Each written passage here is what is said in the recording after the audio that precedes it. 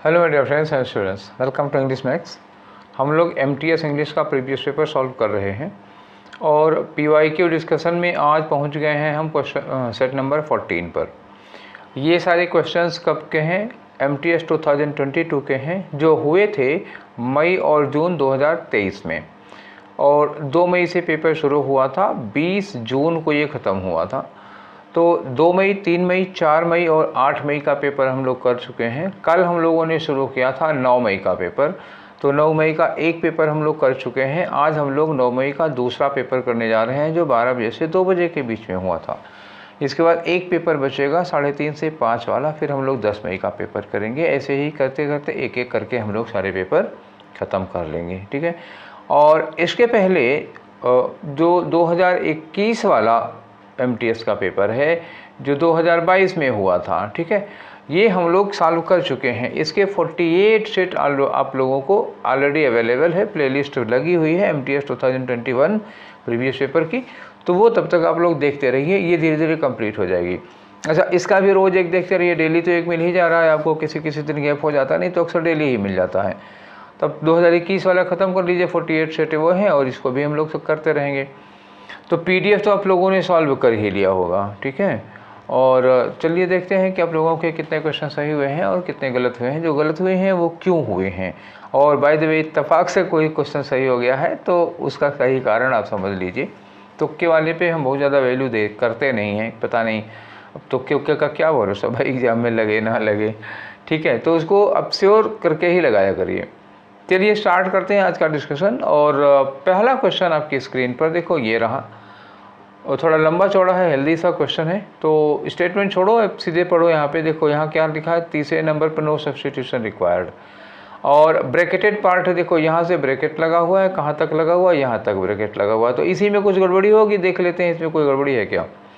तो चलो इसके लिए पढ़ना पड़ेगा, तो पढ़ के देखो। I would not cross him, I would not cross him, यहाँ तक तो ठीक है, कोई गड़बड़ी नहीं है। इफ़ आई वाज यू, अगर तुम्हारी जगह मैं होता तो इफ़ आई वर यू मतलब अगर मैं तुम्हारी जगह होता, कल्पना कर रहे हैं ना, ये हकीकत तो नहीं है, तुम्हारी जगह मैं होता तो मैं ऐसा कर लेता।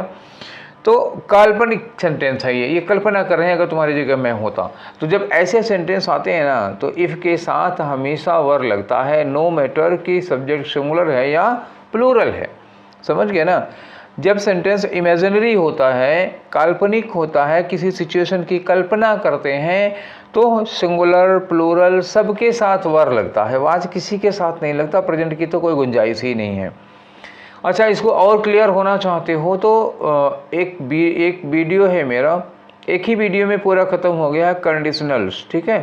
कंडीशनल्स में 5 तरह की कंडीशनल्स होते हैं। ये 5 के 5 मैंने एक ही वीडियो में ख़त्म किया है, और उसके बाद उसका प्रैक्टिस सेट भी दिया हुआ है, ठीक है। तो बेहतर होगा कि आप ये सारे कंडीशनल्स लगा डालिए, एक बार देख डालिए, देखने के बाद वो प्रैक्टिस सेट लगा डालिए, फिर आपको इस तरह की कोई प्रॉब्लम होगी ही नहीं। डिस्क्रिप्शन बॉक्स में लिंक भी है, लिंक क्या करोगे, अब सीधे सीधे ढूंढ लो, सर्च करो कंडीशनल्स, यही डालो चैनल पे कंडीशनल्स, दोनों चीज़ें आपको मिल जाएंगी। क्लियर है। चलिए, अच्छा, मैं एंड वीडियो भी लगा दूंगा इसका, आप लोग देख लीजिएगा, लास्ट में एंड वीडियो में लगा दूंगा, ठीक है। तो ये गलत हो गया, इफ़ के बाद, इफ़ आई के बाद वाज नहीं वर होना चाहिए। तो ढूंढिए इसमें ऑप्शन कौन सा होगा। ऑप्शन इफ़ आई ये लिखा है ना, इफ़ आई वर यू, ठीक है। तो I would not cross him if I were you, यहाँ लगा है वर, तो ये हो गया, ठीक है। अब बाकी सारे क्वेश्चन देखो, यहाँ भी इफ़ आई वर लगा हुआ है, लेकिन यहाँ क्या लिखा है, वुड नॉट के बाद हैज़ लगा दिया ना, इसलिए गलत हो गया। और यहाँ तो आई के बाद वाज ही लगाया हुआ है, ये होगा ही नहीं। और दूसरी बात, यहाँ वुड नॉट के बाद हैड लगाया है, ये भी गलत था। तो बाकी जो 2 ऑप्शन है वो गलत ही हैं।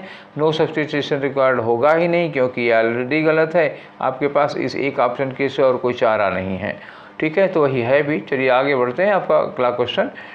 और क्वेश्चन नंबर 2 पे आ जाओ।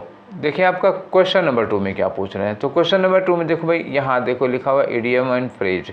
तो ये देखो, लोब्स एंड फिशेज। लोब्स क्या होते हैं, वो ब्रेड होती है, ब्रेड की एक पीस को कहते हैं लोफ, ठीक है। तो लोफ को प्लूरल में बना दिया तो लोब्स हो गया। लोब्स एंड फिशेज, तो अगर आप लोब्स एंड फिशेज के साथ हैं तो इसका मतलब क्या होगा, इसका मतलब ये हुआ कि आप बहुत ही मटेरियल गेन का मतलब क्या हो, कोई जैसे भौतिक उपलब्धि प्राप्त किए हैं, ठीक है ना। तो मटेरियल गेन ये होता है, भौतिक उपलब्धि प्राप्त करना, सांसारिक वस्तु, जिसे आप बड़े मतलब सुख सुविधा की चीज़ें बहुत ज़्यादा इकट्ठा कर लिए हैं, वो होता है, ठीक है। नेक्स्ट आ जाओ, नेक्स्ट है आपका क्वेश्चन नंबर 3। तो क्वेश्चन नंबर 3 में देखो, यहाँ साफ साफ पहले ही आप समझिए है नो एरर। नो एरर का मतलब क्या करना है आप समझ ही गए होंगे। आगे आ जाइए, when I have arrived at the theatre, ध्यान देना यहाँ पे एक पार्ट हो गया, when I have arrived at the theatre, यहाँ लिखा the show had already started. The show had already लगा है, ऑलरेडी के बाद यहाँ हैड के साथ थर्ड फॉर्म दी हुई है ना, तो शो ऑलरेडी स्टार्ट हो चुका था पास्ट में, ये हैड के साथ स्टार्टेड पास्ट में है, तो भाई पास्ट परफेक्ट के साथ प्रेजेंट परफेक्ट का कम्बिनेशन तो नहीं होगा। एक काम पास्ट परफेक्ट में तो दूसरा पास्ट इंडेफिनिट में होगा। अच्छा, पास्ट परफेक्ट वाले काम के साथ में कंडीशन ये है कि वो पहले शुरू हो चुका होता है। जब भी हम पास्ट परफेक्ट का लगाते हैं तो वो काम पहले शुरू हो चुका है। जैसे मान लीजिए टाइम लाइन है और ये प्रेजेंट है, प्रेजेंट में यहाँ पे आपका कोई काम होता है पास्ट इंडेफिनिट में, और कोई काम यहाँ होता है। तो अगर ये पास्ट इंडेफिनिट वाला है, इसके पहले कोई काम हो जाएगा तो ये किस में हो जाएगा, ये पास्ट परफेक्ट में हो जाएगा, ठीक है ना। तो अगर कोई काम पास्ट परफेक्ट में हुआ है तो अब उसका उल्टा चलो, पास्ट परफेक्ट में हुआ है तो दूसरा वाला काम किस में होगा, पास्ट इंडेफिनिट में होना चाहिए, ये प्रेजेंट परफेक्ट में तो नहीं होना चाहिए। तो ये क्या होगा, when I arrived at the station at the theatre, जब मैं स्टेशन पहुंचा तो शो ऑलरेडी शुरू हो चुका था, ठीक है ना। तो प्रेजेंट के साथ पास्ट परफेक्ट का कम्बिनेशन नहीं होगा, तो इसमें क्या होना चाहिए, हैव की जगह आई अराइव्ड होना चाहिए था, ये पास्ट इंडेफिनिट में, when I arrived past indefinite. तो गलती कहाँ हो गई, ये दूसरे वाले में गलती हो गई थी, आपका आंसर हो गया, एरर यहीं पे है। आगे आ जाओ, अगला क्वेश्चन है आपका क्वेश्चन नंबर 4। तो क्वेश्चन नंबर 4 में क्या करना है, ये दिया हुआ है, ठीक है। तो पढ़ो, John rushed to the spot, John भाग के पहुंचा वहाँ पे, स्पॉट मतलब जहाँ कोई घटना घटी होगी, एंड सा वहाँ पहुँच के देखता है कि हिज वाइफ एंड किड, उसकी बीवी और उसका बच्चा, डैश ऑन द रोड, ओहो हो, बड़े दुख की बात है। तो वो भाग के पहुंचाता है स्पॉट पे और देखता है कि उसकी बीवी और उसका बच्चा सड़क पर डैश, सड़क पर क्या हुआ, सड़क पर पड़े हुए थे, यही ना, सड़क पर, अब देखो लेटे हुए तो होंगे नहीं, सड़क पर सोए हुए होंगे नहीं, सड़क पर बैठे होंगे नहीं, मतलब क्या हुआ, दुर्घटना हुई होगी और सड़क पर पड़े होंगे। क्यों, क्योंकि स्पॉट पर जॉन भाग कर जा रहा है, भाग कर जा रहा, कोई उसको सूचना मिली होगी और दौड़ के वहाँ पर पहुँचा, देखा कि उसकी बीवी और उसका बच्चा जमीन सड़क पर डैश, सड़क पर बैठ, तो अब यहाँ पड़े हुए थे, मतलब दुर्घटना में उनको चोट लग गई, तो पड़े थे। पड़े के लिए हम लोग क्या लगाएंगे, लाई लगाएंगे, और लाई में जब ING लगाएंगे तो क्या बन जाएगा, ये बन जाएगा लाइंग, ठीक है, पड़े हुए थे, तो ये वाला होगा लाइंग, ये वाला लेइंग नहीं होगा यहाँ पे, क्योंकि इस वाले लेइंग का मतलब होता है कोई चीज़ कहीं पर रख देना, वो रखे हुए नहीं थे बेचारे, वो पड़े हुए थे, इसलिए ये वाला लगा दो, लाइंग, ठीक है। अब आगे आ जाओ नेक्स्ट वाले क्वेश्चन पे, आपका क्वेश्चन नंबर 5। तो ये रहा 5 में क्या है, देखो इतना अंडरलाइन किया हुआ है और एक वर्ड नहीं है, 3 वर्ड अंडरलाइन है, तो इसका मतलब ज़्यादा संभावना इसमें क्या है, इडियम की या इम्प्रूवमेंट की। तो इडियम तो ये दिख नहीं रहा है, यहाँ पे लिखा हुआ इम्प्रूवमेंट, ठीक है, करो इम्प्रूवमेंट, लिखा है the idea was to delivered governmental services at the citizens door step, ठीक है। तो आइडिया ये थी कि सरकारी सेवाओं को सिटीजन नागरिकों के डोर स्टेप, उनके दरवाजे पर उपलब्ध कराया जाए। तो वाज टू, ये देखो टू लगा है, अब कितनी बार आ चुका है भाई ये वाली बात कि टू के साथ हम लोग वर्ब की फर्स्ट फॉर्म लगाते हैं। कुछ रेयर केसेज हैं जब टू के बाद वर्ब की ING फॉर्म लगती हैं, लेकिन मोस्ट फ्रिक्वेंटली टू के साथ फर्स्ट फॉर्म लगती है। यहाँ भी वही केस है, यहाँ क्या लगनी चाहिए थी, टू के साथ वर्ब की फर्स्ट फॉर्म, तो डिलीवर लगाओ, सबसे पहले क्या करो, इसमें डिलीवर ढूंढो। तो डिलीवर यहाँ पे लिखा, एक में डिलीवर लिखा, यहाँ डिलीवर्स लिखा हुआ है, यहाँ डिलीवरिंग लिखा हुआ है, ठीक है, तो ये होगा नहीं, ठीक। अब एक गलती, आपका आंसर हो गया कि यही वाला होगा, इसमें कोई दो राय नहीं है। गलती इसमें एक और है कि गवर्नमेंटल सर्विसेज नहीं होता, गवर्नमेंट सर्विसेज होता है, गवर्नमेंट में गवर्नमेंटल बनाने की जरूरत नहीं होती है। The idea was to deliver government services at the citizens door step, ठीक है, ऐसे होना चाहिए। तो ये पहला वाला आंसर आपका सही होगा। आगे आ जाओ, क्वेश्चन नंबर 6 में देखो क्या है। 6 में क्या करें, एक वर्ड को अंडरलाइन किया गया है। अब एक वर्ड को अंडरलाइन करने का मतलब साइनोनिम एंटोनिम हो सकता है, तो देखो ये साइनोनिम है। साइनोनिम क्या है, डेडली लिखा हुआ है। डेडली का मतलब क्या होता है, घातक, घातक का मतलब क्या हुआ, जानलेवा होता है, ठीक है। क्या चीज़, ऐसी चीज़ जिससे आपकी जान जा सकती है उसको कहते हैं जानलेवा, घातक। इसके लिए एक वर्ड और यूज किया जाता है, लेथल, LETHAL, और एक वर्ड यूज किया जाता है फैटल, FATAL। 3 वर्ड अभी मुझे पता है, डेडली है, लेथल है, फैटल है, ठीक है। और इस पर एक्सप्लेन करोगे तो कॉजिंग डेथ हो जाएगा, ठीक है ना। अब यहाँ देखो, the child develops a deadly disease, बच्चे को एक घातक जानलेवा बीमारी है। तो काइंड डिजीज तो होगी नहीं, फैटल डिजीज जानलेवा बीमारी होगी, ठीक है। ह्यूज और करेक्टिव मतलब जो ठीक हो सकती है, ये होगी नहीं, तो फैटल डिजीज होगी। आगे आ जाओ अपने क्वेश्चन नंबर 7 में। तो देखो 7 में क्या कह रहे हैं, 7 में यहाँ एक ही वर्ड दिया ही है, तो साइनोनिम एंटोनिम का मैटर होगा। देखो यहाँ लिखा है means the same, means the same का मतलब फिर साइनोनिम बताओ। कैलेमिटी का मतलब क्या होता है, कैलेमिटी का मतलब होता है जैसे कोई बहुत बड़ी दुर्घटना घटी हो, कोई बहुत बड़ी आपदा आई हो, ठीक है। तो इसको ऐसे लिख लो, कोई आपदा। कैलेमिटी का मतलब क्या हुआ, कोई आपदा, ठीक है। बाढ़ जैसे बाढ़ है, सुनामी है, इस तरह की कोई चीज़ आती है तो उसको आपदा कहते हैं, ठीक है। अब डिबार का मतलब क्या होता है, डिबार मतलब आपको किसी चीज़ से रोक दिया जाना, कुछ करने से। जैसे आप एग्ज़ाम देने जा रहे हैं, आपके पास एडमिट कार्ड नहीं है, तो you will be debarred. Debarred का मतलब आपको एग्ज़ाम देने से रोक दिया जाएगा, तो ये डिबार होगा। उसका यहाँ कोई लेना देना नहीं है, ठीक है। साइनोनिम बताना है तो कुछ मुसीबत ही आनी चाहिए। एम्बार्क, एम्बार्क का मतलब होता है आप किसी काम को स्टार्ट कर रहे हों, ठीक है, तो एम्बार्क होगा, ये भी नहीं आया। और डिबाचरी, डिबाचरी जानते हो, डिबाचरी होता है एडल्ट्री। अब एडल्ट्री का मतलब ना पूछो, एडल्ट्री का मतलब क्या होता है, व्यभिचार। हिंदी में एक वर्ड क्या होता है, व्यभिचार। अब आप समझ गए होंगे व्यभिचार किसे कहते हैं। मतलब जैसे कुछ लोग होते हैं जो जिनके पास ठीक पैसा वैसा वाले लोग होते हैं या नहीं भी, ये एक नैतिक कमजोरी होती है। आदमी खाने पीने और मतलब वेश्यावृत्ति वगैरह का शौकीन होता है, तो उसको कहते हैं वो व्यभिचारी जीवन जीता है, ड्रग्स वगैरह लेगा, ठीक है। तो डिबाचरी होती है। खास तौर से ये अनैतिक संबंधों के लिए यूज़ किया जाता है डिबाचरी, वो स्पेशली उसी के लिए वर्ड ही है। अब ये भी नहीं लगा, तो 3 वर्ड तो कैलेमिटी से रिलेटेड ही नहीं है। अब जो चौथा बचा हुआ है इसको आंख मूंद कर ले ही लो, क्योंकि कुछ नो वाला तो ऑप्शन दिया ही नहीं है। डिबैकल का मतलब क्या होता है ना, वो एक बड़ी कोई कठिन परीक्षा, कोई बहुत बड़ी मुसीबत टाइप की होती है, या डिफीट, हार के लिए भी यूज किया जाता है। फेलियर, डिफीट, डिबैकल जो होगा किसके लिए, ये होगा फेलियर या डिफीट, या कोई बहुत बड़ी मुसीबत आपदा के लिए भी यूज़ किया जाता है डिबैकल। तो फिलहाल यही फिर आपका ऑप्शन है, इसके अलावा आपके पास कोई चारा है भी नहीं। फिर आ जाइए 8वें नंबर पे। 8वें नंबर पे क्या करना है, एक ये स्टेटमेंट दिया हुआ है, कह रहे हैं कि इस स्टेटमेंट के बदले में क्या करोगे, सब्स्टिट्यूट करो एक वर्ड। अच्छा देखो, जब ये इतना बड़ा स्टेटमेंट दिए हैं और उसके बाद एरर, इम्प्रूवमेंट ऐसा कुछ है नहीं, किसी वर्ड को अंडरलाइन भी नहीं किए हुए हैं, और सीधे इसके बदले में एक एक वर्ड दे दिया, इसका मतलब वन वर्ड सब्स्टिट्यूशन का क्वेश्चन होगा ये।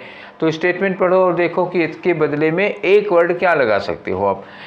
तो लिखा है टू इंटर अनलॉफुली, मतलब प्रवेश करना गैर कानूनी ढंग से। Upon the land of another, किसी दूसरे की ज़मीन पर प्रवेश करना, कैसे, बिना परमिशन। अनलॉफुली का मतलब क्या हुआ, गैर कानूनी ढंग से, अवैधानिक तरीके से, मतलब बिना परमिशन लिए, बिना पूछे किसी की ज़मीन पर प्रवेश करना, किसी के क्षेत्र में एंटर करना। इसको क्या कहते हैं, इसको कहते हैं ट्रेसपास करना, ट्रेसपास, ठीक है ना, ये होता है। एक तरह से अतिक्रमण होता है, ठीक है। तो अनाधिकार चेष्टा कह सकते हो उसको। तो किसी के, जैसे मान लो किसी का बाग है, उसमें बिना पूछे आप घुस गए, हम तोड़ लिए, तो वो ट्रेसपास करना होता है, ठीक है। तो आंसर तो यही होगा, ट्रेसपास करना। अब कल्प्रिट का मतलब क्या होता है, कल्प्रिट माने होता है दोषी, मतलब कोई ऐसा व्यक्ति कोर्ट में जिसका अपराध सिद्ध हो गया हो, वो कल्प्रिट होता है, ठीक है। अब बचा ट्रांसग्रेशन। तो ट्रांसग्रेशन का मतलब क्या होता है, किसी भी नियम का उल्लंघन होता है, वायलेशन होता है, VIOLATION, वायलेशन, उल्लंघन होता है, किसी नियम को आप नहीं मानते हैं तो वो होता है। और डेलिंक्वेंट का मतलब क्या होता है, अपराधी, क्रिमिनल, ठीक है। अब बड़ा हो छोटा हो इसे मतलब नहीं होता।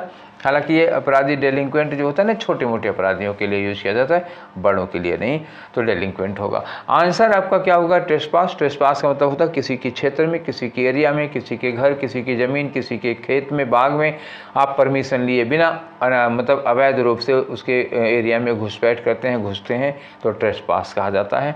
आगे आ जाओ क्वेश्चन नंबर 9 में अपने।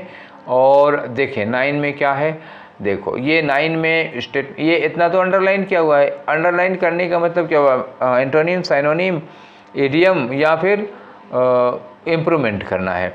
तो ऑप्शन देखो तो ऑप्शन में क्या लिखा है, नो इम्प्रूवमेंट लिखा। इसका मतलब यहाँ पे वर्क टू डज, टू के बाद डज तो लगेगा ही नहीं भाई, ठीक है। फिर वही वाली बात आ गई, यहाँ भी वही चीज़, टू के साथ क्या लगानी है, या तो वर्ब की फर्स्ट फॉर्म आएगी या तो वर्ब की आईएनजी फॉर्म आएगी। तो ये टू के साथ डज तो नहीं हो सकता है किसी कीमत पर।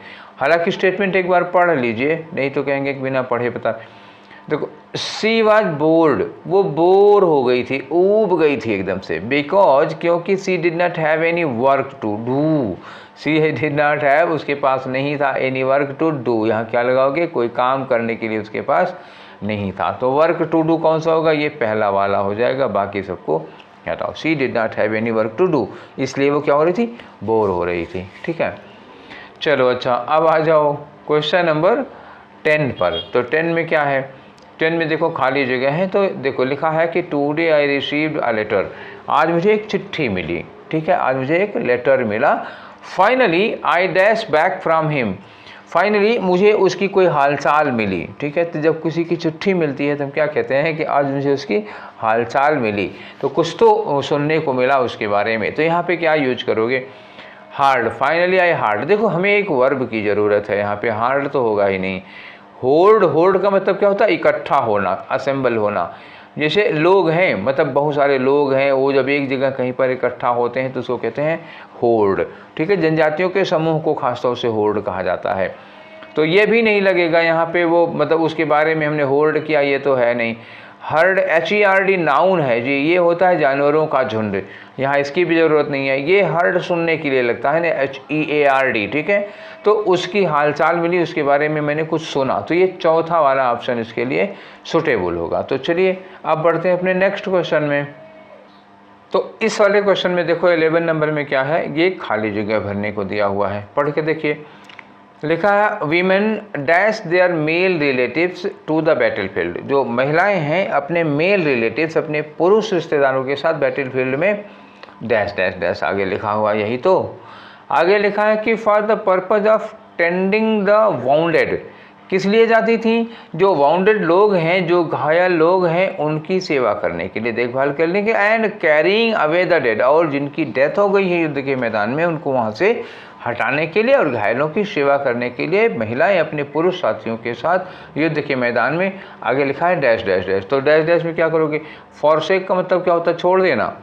तो अगर वहाँ वो देखो घायलों की सेवा करना और डेड बॉडीज को वहाँ से हटाना है, तो इसका मतलब जाएंगी, छोड़ेंगी तो नहीं, तो ये तो नहीं हो सकता। सिग्निफाई मतलब महत्वपूर्ण, महत्व होना, तो या महत्व होने का सेंस में नहीं है। अब क्या होगा, अकम्पनी मतलब उनके साथ वहाँ जाती थी, तो अकम्पनी ये सुटेबल लग रहा है। जस्टिफाई अब कोई मतलब नहीं, वुमेन जस्टिफाई देयर मेल के अपने मेल वो काउंटर पार्ट्स को क्या करती थी, जस्टिफाई करने, बिल्कुल जस्टिफाई नहीं लगेगा। अकम्पनी वो बैटलफील्ड में इनके साथ जाती थी घायलों की सेवा करने के लिए और डेड बॉडीज वहाँ से हटाने के लिए, तो अकम्पनी मोस्ट सुटेबल है, ठीक है। अब आगे आ जाओ, क्वेश्चन नंबर 12 में देखो क्या है।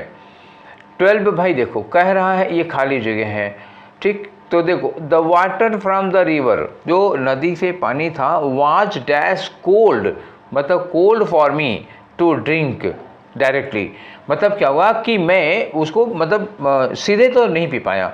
तो मतलब हुआ कि नदी का पानी इतना ठंडा था, इतना ठंडा था कि मैं सीधे नहीं पी पाया। अच्छा अब इसमें देखो टू ड्रिंक, निगेटिव में आया टू ड्रिंक, तो जब टू के साथ वर्ब की फर्स्ट फॉर्म लगी होती है और इसका इफेक्ट निगेटिव जा रहा हो, तो इसके पहले जो एडवर्ब यूज किया जाता है वो क्या लगता है, टू के साथ कोई एडजेक्टिव लगाओगे, ठीक है। जैसे कहें it is too hard to understand, it is too dark to see anything, इतना अंधेरा है कि कुछ देखा नहीं जा सकता, तो ये टू, ये वाला पार्ट ऐसे हो जाता है, फिर दूसरा वाला पार्ट ऐसे हो जाता है। तो यहाँ पे क्या लगेगा, केवल टू लगा सकते हो, अदरवाइज कुछ नहीं, क्योंकि इफेक्ट क्या है, टू के साथ वर्ब की फर्स्ट फॉर्म में आप शो कर रहे हो, यही एक मात्र एडवर्ब लगेगा। आगे आ जाओ 13 नंबर में, तो ये 13 है आपका। इसमें देखो क्या लिखा है, पहला ही ऑप्शन लिखा है नो एरर, तो आप सेंटेंस पढ़ लो, आपको क्या करना है आपको आइडिया लग गया। लिखा डेविड सेड दैट, डेविड ने कहा कि statistics are his favourite subject. अगर स्टैटिस्टिक्स को आप सब्जेक्ट मान रहे हो तो फिर आर कैसे होगा। अगर आप स्टैटिस्टिक्स को डाटा मान रहे होते, मतलब आंकड़े मान रहे होते, डेटा मानते हो उसको, तब तो वो प्लूरल हो सकता था, ठीक है। और अगर स्टैटिस्टिक्स को एक सब्जेक्ट मानोगे तब ये क्या होगा, तब सिंगुलर होगा, एक सब्जेक्ट। अच्छा, साफ साफ लिखे हो कि उसका फेवरेट सब्जेक्ट है तो आर नहीं होगा, तब ये क्या होगा, इज होगा, ठीक है। तो statistics are his favourite subject, ये गलत हो जाएगा, ठीक है। ये 2 बार क्यों आर लिखा हुआ है, ठीक, तो ये गड़बड़ हो गया, तो आपका चौथा वाला आंसर हो गया। क्लियर। अब आगे आ जाओ नेक्स्ट क्वेश्चन की ओर। 13 हो गया, 14 में आओ। 14 में क्या कह रहे हैं, एक सेंटेंस बताओ विद नो स्पेलिंग एरर। एक इसमें 4 सेंटेंस लिखे हैं, ढूंढो कि किसमें कोई स्पेलिंग एरर नहीं है। तो एक तरफ से शुरू करते हैं। I can not stop the tissues, इसे ठीक है, फ्रॉम रिपेयरिंग। रिपेयरिंग गलत हो गया। अब रिपेयरिंग की स्पेलिंग क्या होती है, REPAIR, ये रिपेयर होता है। तो ING लगाओगे तो इसमें क्या लग जाए, ING लगा दोगे, रिपेयरिंग हो जाएगा। ढूंढ लो। अब ये रिपेयरिंग की स्पेलिंग सही है, RAPAIRING, ठीक है। लेकिन यहाँ किसकी स्पेलिंग गलत है, टीसू की गलत हो गई, ठीक है। अब ये भी गए काम से। तीसरे में आ जाओ, I can not stop the tissue. Tissue की भी ठीक है, रिपेयरिंग की भी ठीक है। तो ये हमको आंसर मिल गया जिसकी हमें तलाश थी। आगे आ जाओ, चौथे में कोई गलती है क्या, तो चौथे में देखो REPAR लिखा है ना, तो PAI होना चाहिए, यहाँ पे क्या होगा, PAIR होना चाहिए था, तो ये भी गलत है। फिलहाल तीसरा ही फाइनली आपका सही आंसर होगा। आगे आ जाओ 15 नंबर पे। 15 नंबर पे क्या कह रहे हैं, देखो बेल द कैट, एक एडियम होता है ना, बेल द कैट मतलब होता है बिल्ली के गले में घंटी बांधना। कहानी आपने पढ़ रखी होगी बचपन में। किसी एरिया में एक बिल्ली थी और बहुत सारे चूहे रहते थे। तो बिल्ली रोज़ एक दो चूहा खा जाती थी। तो एक दिन सारे चूहों ने मिलकर के एक सभा बुलाई, एक मीटिंग की, और उसमें ये प्रस्ताव रखा गया कि बिल्ली से कैसे बचा जाए। तो एक बूढ़े चूहे ने सलाह दी कि ऐसा करो, बिल्ली के गले में घंटी बांध दो, तो बिल्ली जब आएगी तो हम सबको पता लग जाएगा, हम लोग भाग लेंगे, ठीक है। ये तो सलाह थी। उसके बाद एक चूहा जो बहुत ही चुपचाप बैठा हुआ था, उसने कहा कि अब ये बताओ कि बिल्ली के गले में घंटी बांधेगा कौन, ठीक। तो ये तो खतरे का काम था, कौन घंटी बांधेगा बिल्ली के गले में। तो उसी पे एक इडियम बन गया है bell the cat. Bell the cat का मतलब क्या हुआ, रिस्क उठाना, खतरे का काम करना। अब कोई बिल्ली के गले में घंटी बांधा कि नहीं बांधा ये मुझे नहीं पता, कहानी इतने पे ही खत्म हो गई थी। तो अब ये मतलब इस इडियम का मतलब क्या होगा, to do a dangerous risk, मतलब बहुत ही खतरनाक काम करना।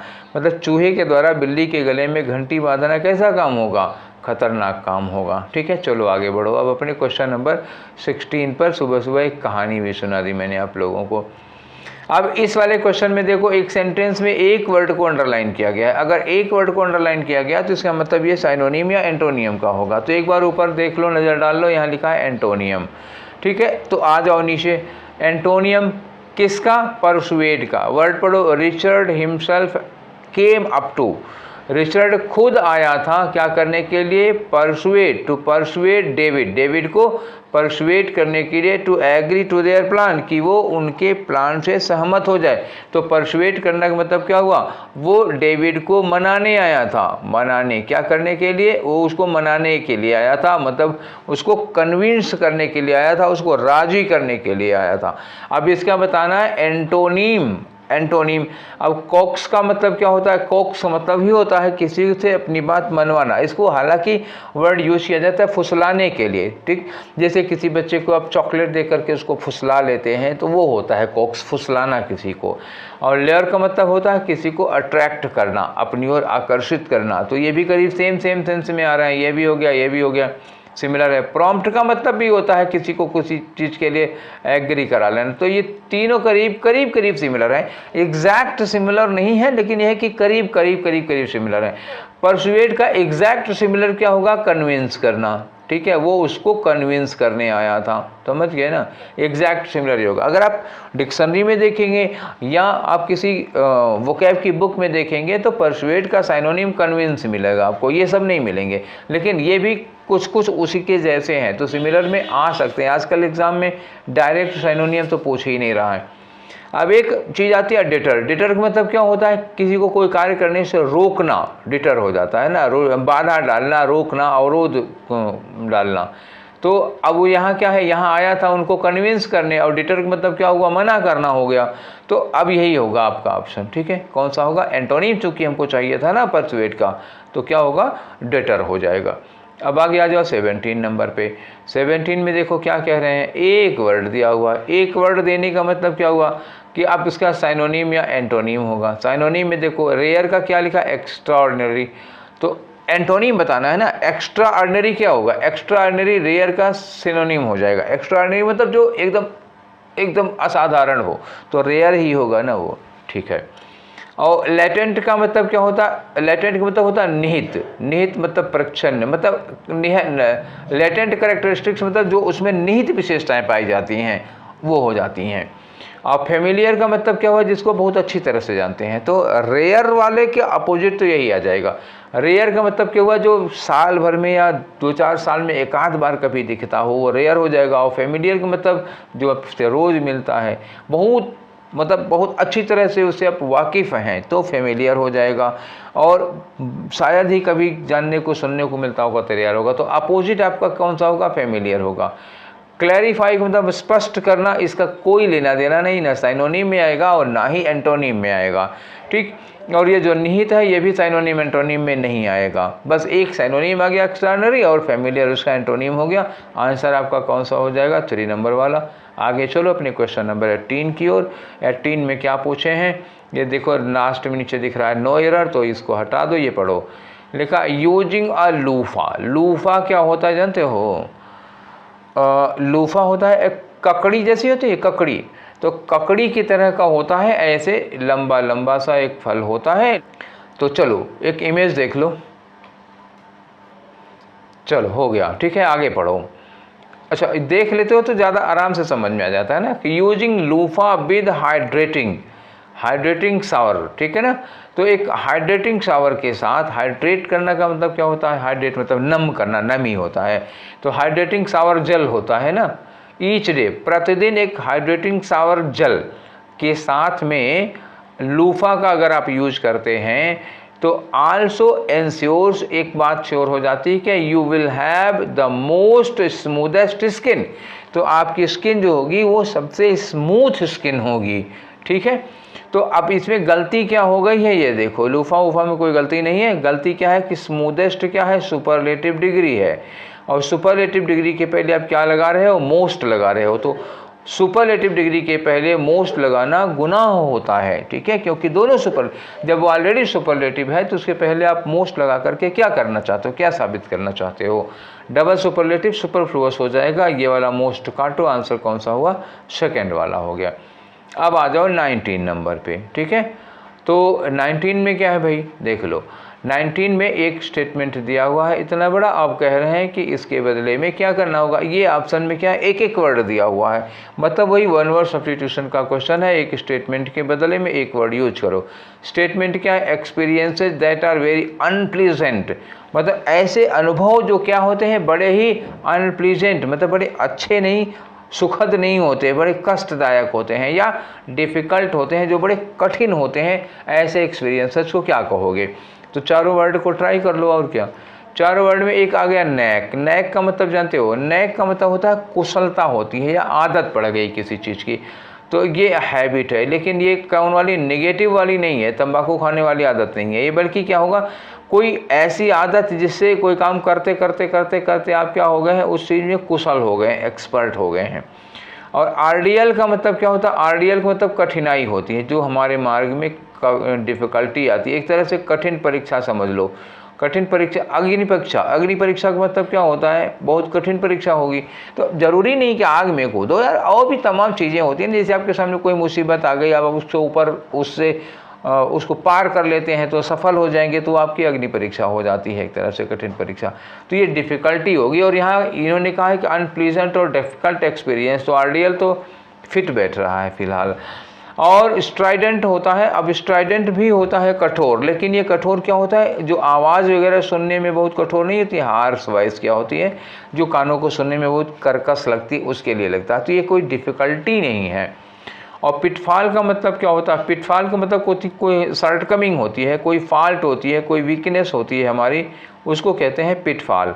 या कोई मिस्टेक रह गया, कोई दोष किसी चीज़ में रह गया, किसी काम में, जैसे मान लो आप किसी चीज़ को इन्वेस्टिगेट कर रहे हो, कोई चीज़ छूट गई तो एक वीकनेस या क्या कह सकते हैं मिस्टेक हो जाती है, उसको हम पिटफॉल कहते हैं। ठीक है, तो अब इसका ऑप्शन क्या हुआ, सेकेंड वाला होगा। बाकी 4 वर्ड का मैंने आपको मतलब बता दिया। अब आ जाओ 20 में, देखें क्या दिया हुआ है। तो 20 में आपका दिया है इनकरेक्टली स्पेल्ड वर्ड। चलो इतने 4 वर्ड लिखे हैं, इसमें बताओ किसकी स्पेलिंग गलत है। क्रिटिकल की तो गलत नहीं है तो ये आंसर नहीं होगा, लाउडली की गलत नहीं है तो आंसर नहीं होगा, मास्टरी की गलत नहीं है तो आंसर नहीं होगा, लेटर, तो लेटर देखो भैया कितने तरह का लेटर देखा होगा। एक LETTER होता है, ठीक है, एक होता है LATTER, ये ठीक हो गया, एक होता है LATER, ठीक, ये 3 लेटर होते हैं, ये पत्र वगैरह हो गया। और LATTER मतलब बाद वाला, जिसे क्रम में एक नाम लिख दिया राम श्याम, तो श्याम को क्या कहेंगे, लेटर, और राम को कहेंगे फार्मर। जिसका नाम बाद में आया, जिसका जिक्र बाद में हुआ, वो लेटर होता, तो ये वाला होगा। और ये वाला लेटर क्या है, लेट की कंपैरेटिव डिग्री है। जैसे मैं 9 बजे पहुंचा, तुम 9:30 बजे पहुंचे, तुम कहेंगे you came later than I, तो मुझसे बाद में पहुंचे। हालांकि ये वाला लेटर कहीं नहीं है, तो फिलहाल यही वाला आंसर गलत हो जाएगा। ठीक है, मतलब यही आंसर सही हो जाएगा। वो यहाँ से यहाँ गलत लगाना था, यहाँ गलत है तो यहाँ सही हो जाएगा। ठीक है, इसकी जगह पे होना क्या चाहिए, इन्हीं जो 3 लिखे हैं इन तीनों में से कोई एक होता। ठीक है, अब आगे आ जाओ अपने 21 पे। तो भाई 21 में होता क्या है, वही पुरानी कहानी, एक पैराग्राफ होगा, 4-5 जगहें खाली होंगी, 5 जगहों के बदले में 4-4 ऑप्शन मिलेंगे। चलो करो जो करते थे।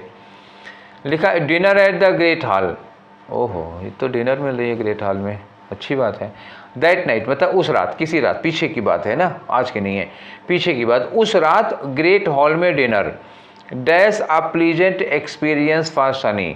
वो अब ये हो सकता है कि सनी के लिए एक प्लीजेंट एक्सपीरियंस था, लेकिन था है नहीं, क्योंकि ये देखो नाट नाट नाट नाट नाट लगा है, सब में नाट लगा ही है, तो तुम्हारे पास प्लीजेंट होने का कोई ऑप्शन नहीं है।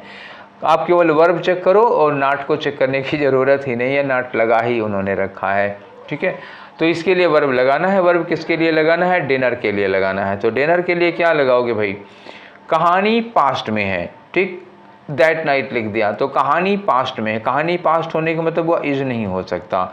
और डिनर क्या है, डिनर के लिए वर्ब लगानी है, सिंगुलर चाहिए, वर्ब नहीं होगा। डिनर के लिए क्या लगेगा, वाज लगेगा, वाज नॉट या नाइदर। तो अगर आगे हमको नॉर मिल जाता है, नार मिल जाता है, तब तो हम नाइदर लगाएंगे, अगर नॉर नहीं मिलता है तो नॉट लगाएंगे, इतना श्योर हो गया। आगे आ जाओ, तो वो क्या था, not pleasant experience for Sunny. आगे लिखा the dash about his shouting match with अम्ब्रिज। ठीक है, तो डैश अबाउट हिज शाउटिंग, उसके चिल्लाने की, मैच विद अम्ब्रिज मतलब कोई अम्ब्रिज भी व्यक्ति रहा होगा तो उसके साथ मिलकर के, 2 लोग एक साथ मिलकर के चिल्लाए हैं, तो उनके चिल्लाने की dash cheese, had dash exceptionally fast, मतलब क्या हुआ कि वो चीज़ एक्सेप्शनली फास्ट, मतलब एक कह सकते हो कि मतलब अविवादित रूप से बहुत तेज़ी के साथ वो चीज़ डैश हुई। तो मतलब खबर फैली होगी, कुछ ऐसा मुझे लग रहा है कि ऐसी कोई खबर फैली होगी। Dash event dash standards, event dash standards मतलब कोई स्टैंडर्ड होगा वहाँ पे, किसी चीज़ का स्टैंडर्ड होगा, उसी से ज़्यादा, अब ये फास्ट है तो ज़्यादा ही होगा। ही हर्ड विस्पर्स, उसको भी कानाफूसी मतलब ऐसे उड़ते उड़ते वो सुनाई दिया। He heard whispers all dash as he sat eating between Rob and Ravi, जब वो रॉब एंड रवि के बीच में बैठा खाना खा रहा था तो उसको भी अपने आसपास, यही होगा ना, ही हर्ड विस्पर्स। विस्पर्स मतलब क्या हुआ, लोगों के कानाफूसी और फुसफुसाने की आवाज़ अपनी चारों तरफ अगल बगल में आ रही थी। तो ये 5वें नंबर पे ऐसा ही कुछ लगेगा। अब आ जाओ एक तरफ से करते हैं, तो हमें नॉर तो मिला नहीं भाई, ये जो पहला वाला था तो इसमें हमने ये तो काट ही दिए थे। अब ये वाज दोनों में लगा हुआ है, तो हमें नार और नाइदर में और नॉट में देखना था। तो अगर नाइदर के साथ आगे कहीं नॉर आया होता, नार तो पूरे पैसेज में कहीं मिला नहीं, तो फिर इनको गोली मारो, फिर ये आ जाएगा आपका, नॉट लगाना पड़ेगा। ठीक है, अब दूसरे वाले में आ जाओ। दूसरे वाले फिलर के लिए क्या करना होगा, तो इन्होंने कहा कि the dash about his shouting, उसके चिल्लाने की डैश चीज, the account of his shouting की, सीक्वेंस की, इंफॉर्मेशन की, न्यूज। तो अगर बहुत तेज़ी के साथ फैली है तो इन्फॉर्मेशन तो दी जाती है ना, फैलती नहीं है, तो क्या होगा, ये न्यूज़ होगा। उसके चिल्लाने की, इसके साथ अमरीश के साथ उसके चिल्लाने की खबर क्या हुआ, डैश, मतलब फैली एक्सेप्शनली फास्ट, बहुत तेज़ी के साथ फैली। तो तीसरे नंबर पर देखो क्या लगाओगे, तीसरे नंबर पे रहा कि एक तो पास्ट की कहानी है, पास्ट की कहानी है तो ड्रॉप सेकेंड फार्म हो गई, मूव्ड भी सेकेंड फार्म हो गई, ट्रेवल्ड भी हो गई, माइग्रेटेड भी हो गई। ड्रॉप तो मतलब होता है गाड़ी चलाना, ये लगेगा नहीं। अगर न्यूज़ है तो माइग्रेट, न्यूज़ माइग्रेट करती नहीं, न्यूज़ मूव भी नहीं करेगी, तो न्यूज़ क्या करेगी, ट्रेवल। या तो स्प्रेड लगा होता, स्प्रेड का मतलब फैली, नहीं तो ट्रेवल करती, ठीक है, न्यूज़ ट्रेवल्ड। अच्छा फास्ट लिखा, न्यूज़ के लिए, न्यूज़ फैलने के लिए ट्रेवल वर्ड यूज़ किया जाता है। आप कहेंगे ट्रेवल तो यात्री करते हैं, हाँ यात्री करते हैं, न्यूज़ के लिए भी ट्रेवल वर्ड यूज़ किया जाता है, ठीक है। तो फास्ट, बहुत तेज़ी के साथ फैली। Event dash standards, event dash standards मतलब किस स्टैंडर्ड से ज़्यादा तेज़ फैली है वो देख लेते हैं। इवेंट तो सब में एक ही ऑप्शन दिया है ना, इंस्टीट्यूट दिया है, तो इंस्टीट्यूट में अपोस्ट्रोफी हमें लगाना पड़ेगा, इंस्टीट्यूट अपोस्ट्रोफी। तो इंस्टीट्यूट का प्लूरल नहीं है, प्लूरल नहीं लगेगा, सिंगुलर में लगेगा। तो ये इंस्टीट्यूट सिंगुलर में लगा है, यहाँ पे इंस्टीट्यूट्स में सिंगुलर लगा हुआ है, इसमें अपोस्ट्रोफी लगा नहीं है तो ये होगा नहीं। तो even as the institute standard या फास्ट, यहाँ लिखा fast even, fast even as the institute standard या बाई लगेगा, fast even by the institute's standards होगा, ठीक है। आगे लिखा है कि he heard whispers all dash, उसने अपने चारों तरफ मतलब इस तरह की खबरों की कानाफूसी या फुसफुसाहट की आवाज़ सुनाई दी उसको। तो क्या होगा, ही heard whispers all dash, all dash, all dash, all rotating him नहीं होगा, ऑल सराउंडिंग हिम नहीं होगा, ऑल रिवॉल्विंग हिम नहीं होगा, ऑल अराउंड हिम होगा। हाँ, अपने चारों तरफ उसने सिया, तो ऑल अराउंड हिम हो जाएगा। तो ये रहे 25 क्वेश्चन। सेट नंबर कौन सा, सेट नंबर था 14 का, ठीक है। तो बेटा 9 मई का एक पेपर और बचा हुआ है, तो फिर कल कर लेंगे हम लोग शाम वाला 3:30 से 5 वाला, तो 9 मई का पूरे पेपर ख़त्म हो जाएंगे। फिर हम लोग शुरू करेंगे 10 मई का पेपर, ठीक। तो ये सेशन आप लोगों को कैसा लगा, अच्छा लगा तो दोस्तों के साथ शेयर करो, लाइक करो, सब्सक्राइब करो, सब्सक्राइब किए ही होगे। हालांकि एक चीज़ मेरी समझ में नहीं आती कि देखते लोग, हालांकि मेरे पास लाखों सब्सक्राइबर और लाखों व्यूअर नहीं है, हज़ारों में भी नहीं जाता, एक 100-150 में ही आता है, लेकिन अगर व्यू 100-150 आता है तो लाइक तो बहुत कम आता है। इसका मतलब है कि बहुत से लोग ऐसे हैं जो देखते हैं पर लाइक नहीं करते हैं। खैर वो आपकी मर्ज़ी है, लेकिन कर दोगे तो कोई दिक्कत नहीं होगी आपको। आपका क्या जा रहा है भाई, हमको अच्छा लगेगा, बस खाली ये बात होती है। तो ये सेशन हम यहीं पर वाइंड अप करते हैं, फिर मिलेंगे हम लोग कल वाले सेशन में। Till then take care, thank you.